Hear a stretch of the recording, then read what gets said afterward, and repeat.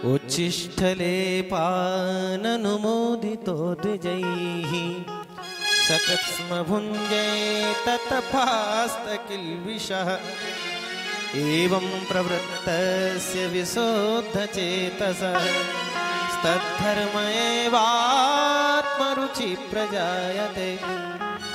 नारद जी वेद व्यासी से कह रहे हैं, महाराज मैंने वो झूठन जैसे ही खाई, मेरा मन उनके धर्म में लगा। तद्धर्म एवात्म रुचि प्रजायते, वो जो सत्संग करते उस कथा को मैं सुनता, वो जो भजन करते बड़े ध्यान से देखता, वो संत जाने लगे। मैंने कहा महाराज मुझे साथ ले चलो। उन संतों ने मुझे एक उपदेश दे दिया, बोले ये चतुर्व्यूहात्मक वासुदेव मंत्र, इसका भजन करना तुम्हें भगवत प्राप्ति हो जाएगी।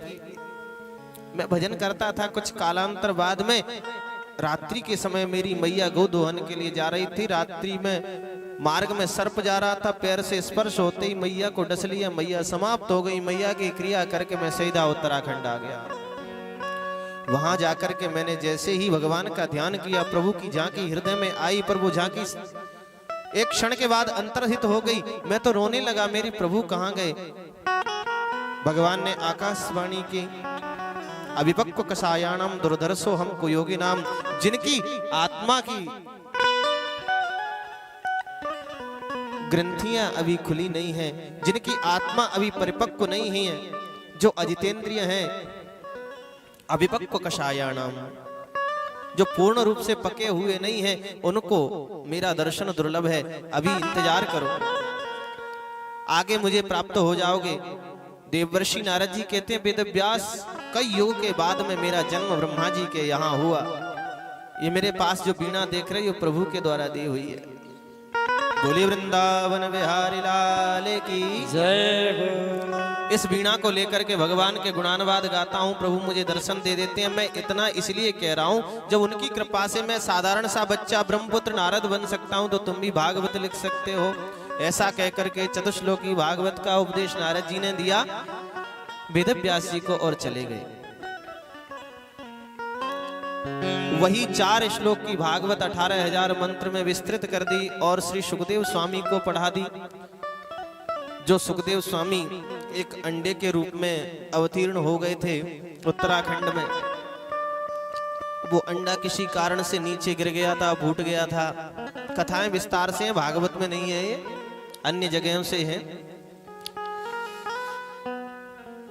नारद जी को भगवान ने भेजा, जाओ लीला आगे बढ़ाओ। तो नारद जी आए और माँ पार्वती के पास पहुंच गए। पार्वती जी ने प्रणाम किया, आइए गुरुवर, कहाँ से पधारे हो। बोले माता जी हम तो संसार में घूमने के लिए गए थे, लेकिन सब जगह स्वार्थ भरा हुआ है, सच्चा प्रेम किसी में है ही नहीं। सुर नर मुनि जन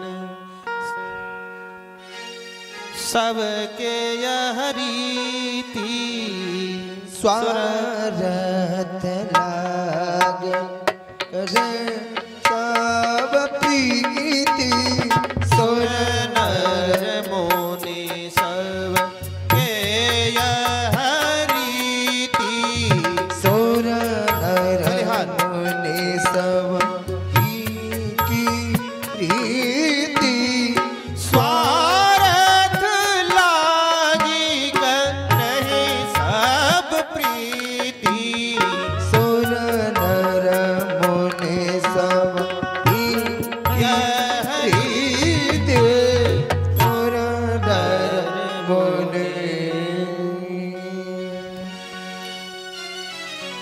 बस स्वार्थ भरा हुआ है, सच्चा प्रेम किसी में नहीं है। माता जी कहती हैं देवर्षि नारद जी से, गुरुवर हम दोनों में तो खूब सच्चा प्रेम है। हमारे तो पतिदेव भगवान भोलेनाथ किसी से कोई बात छिपाते हो, पर हमसे कोई बात नहीं छिपाते। बोलो राधे राधे। बोले नहीं छिपाते। बोले नहीं। अच्छा तो एक बात बताओ माता जी, उनके गले में जो मुंडों की माला है वो किसकी है, आपको पता है। बोले ये तो आज तक नहीं बताया। तो ले प्रेम का तुमसे ख्याक करते हैं जब यही नहीं बताया कि मुंडों की माला किसकी है। सच्चा प्रेम तुमसे नहीं करते। बोले अच्छा आने दो भोलेनाथ को। बोले माता जी अब हम जा रहे हैं, आने का समय हो गया। निकले और बाहर भोलेनाथ बैठे हुए थे, अपने आकर के प्रणाम किया, प्रभु प्रणाम करता हूँ। बोले सुखी रहो नारद जी, किधर से आ रहे हो? बोले आ तो ऐसे ही रहे हैं, मैया के दर्शन करने चले गए थे, पर माता जी आपको याद कर रही हैं। बोलो राधे राधे। शंकर जी ने कहा जब आप मिल के आए हो तो माता जी याद ही करेंगी, और क्या करेंगी, कुछ न कुछ तो करके आए हो। भगवान भोलेनाथ पधारे तो माता जी नाराज बैठी थी। अरे देवी क्या हुआ? बोले हमसे बात मत करो। बोले क्यों? बोले आज हमारी आंखें खुल गईं, आप हमसे सच्चा प्रेम नहीं करते।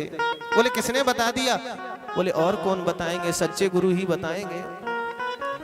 आज हमारे गुरुदेव हमारी आंखें खोल गए। बोले देवी ज्यादा ही खोल गए हैं, बताओ तो सही बात क्या है? बोले बात ऐसी है कि आपने हमको आज तक नहीं बताया कि आपके गले में मुंडों की माला किसकी है। बोले ये देवी आपके प्रेम का प्रमाण है, ये मुंड आपके ही हैं, जितने अवतार आपके हुए हमने आपके सिरों को उठा करके अपने गले में धारण कर लिया, हम आपसे बहुत प्रेम करते हैं इसलिए। ओहो मेरे इतने अवतार हो गए, जन्म हो गए, आप यहीं बैठे हो? बोले हाँ देवी, हमने अपने हृदय में प्रभु के चरित्र को धारण किया है। अमर कथा जानते हैं, अमर कथा कोई और नहीं है, अमर कथा है हरि चरित्र।